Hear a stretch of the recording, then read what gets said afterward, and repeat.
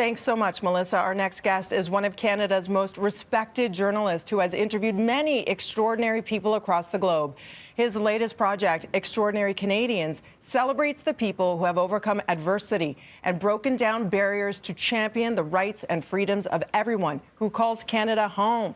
Please welcome our extraordinary guest, Peter Mansbridge. Good morning, Peter. How are you? Hey, I'm great, Dina. It's great to talk to you again. It's so good to see you. Let's start with today, Remembrance Day. Why is it so important to commemorate? It obviously looks very different this year. There's a lot of virtual celebrations happening in light of the pandemic. Absolutely, very virtual, but that doesn't mean we don't stop remembering, because we have lots to remember for.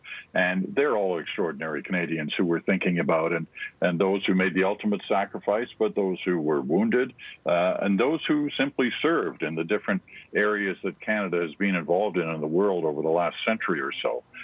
It's an important day in our calendar. It always will be, and while scenes like this are unlikely to be seen on this day because many have been asked to stay home.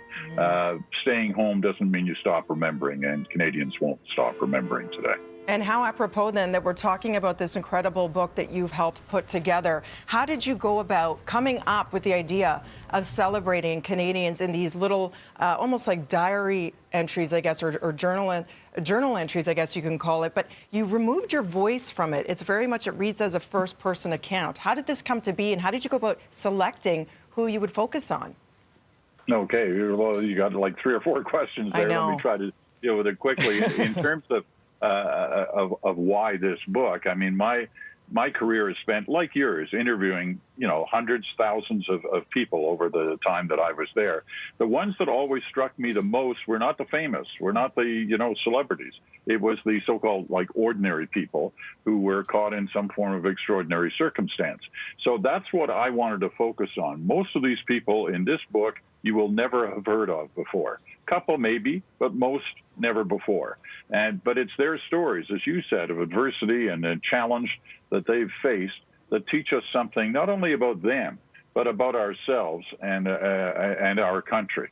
And it took a lot of time to find all these different people across the country, because we wanted the full country represented within the book. There's 17 profiles here, different backgrounds, different professions, and then the decision to put it in their voice and not my voice was actually the publishers. Simon & Schuster said, why don't you try writing totally from their perspective after you've interviewed them?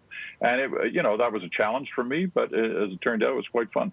And some of them remain nameless. For example, we're looking at that right there, the Joint Task Force 2 story. It's for safety reasons that obviously we can't know the details of who this person is, but my gosh, was it ever something to read the accounts of how dangerous the day-and-day job, I used in quotes, was, because it felt very practical for them at the time until they come back home. These guys in JTF2, which is Canada's elite commando unit, kind of like SEAL Team 6 in the States or SAS in Britain, those countries talk about their commandos. We don't.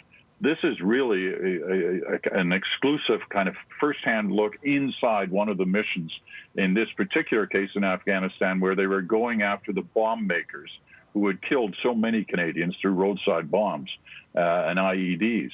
It's a remarkable story, and as you say, kind of detail that Canadians have never heard before about the kind of things they did. The one condition that was placed on me after, I got to tell you, almost 20 years of trying to get this story in terms of the commando unit, the one condition was you can't name the guy that you're focusing on because we're concerned about his and his family's safety.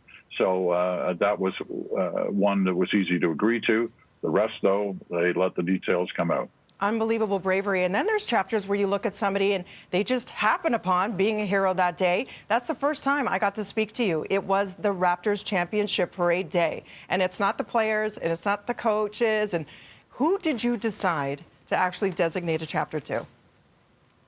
Well, in that particular case, you're right. It was the day you invited me on your show, where you had those young kids that were working with you there. Tim and Sid kids. Who are those kids? Tim and Sid kids.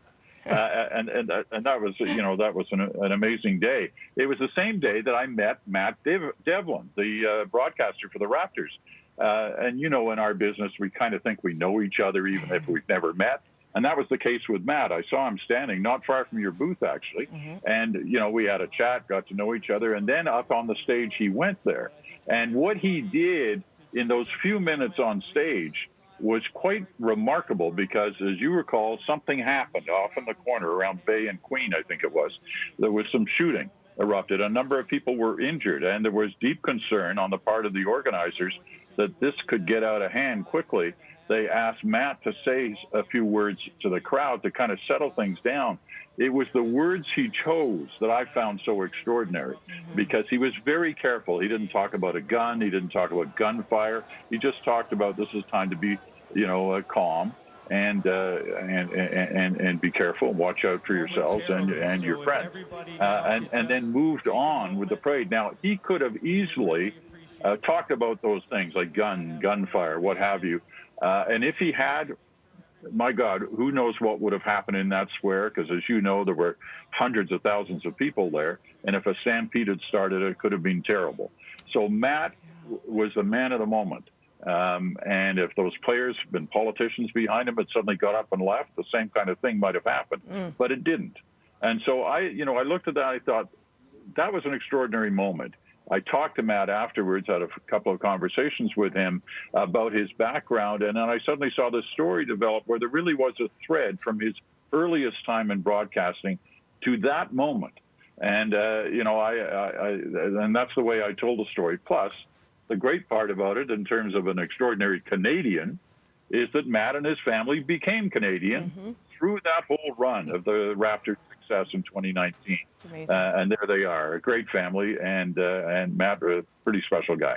Peter, I could talk to you all day, Mr. Mansbridge. I can't call you Peter. It's Mr. Mansbridge. I got to say... you can call me Peter, and let's just talk all day. Yes, please. When I found out that Peter Mansbridge was starring in Zootopia some 4 years ago, was that like a bucket list item for you? Always. I've always wanted to be in a Disney movie, and I'm really waiting for the sequel. I keep expecting them to call me and say, next movie up, Peter Mansbridge, The Inside Story. Yes. But it hasn't happened yet. Yes. Can I have a cameo in it? Dina, the pug dog Pugliese? Yes, please. You got it. I also have always wanted to know, and I have to ask you because this is breakfast television, what do you eat for breakfast, Mr. Mansbridge? I have kind of granola. That's boring, but you know what? It's good for you. It's the roughage. The roughage is good for you. That's right. That's right. I'm kidding. I'm just roasting really you because I've lost my mind. We should do a cooking show together. This is going to be good. Yes. Let's bridge the gap when it comes to our food choices. I am down for this, okay? Do you have anything left on your bucket list aside from having a cooking show together, which we just announced on live TV across the country? Right. What's left on your... Have you climbed the edge walk?